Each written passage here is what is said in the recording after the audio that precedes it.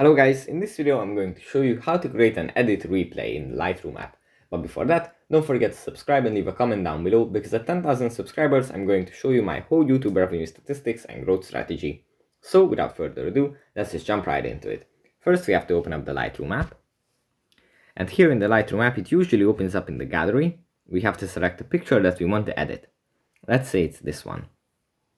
After tapping on the picture and after it loads, we can actually start the editing process however we like.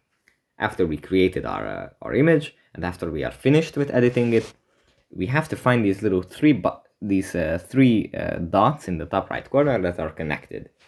We tap on that, and then at the bottom we find create edit replay. If we tap on this, the app is going to create a video of our editing process. So thereby we can show others how we got to the final product, how we got to the final image from the beginning. So that's pretty much it for this video. Hope it was helpful for you guys, and see you in the next one. Bye.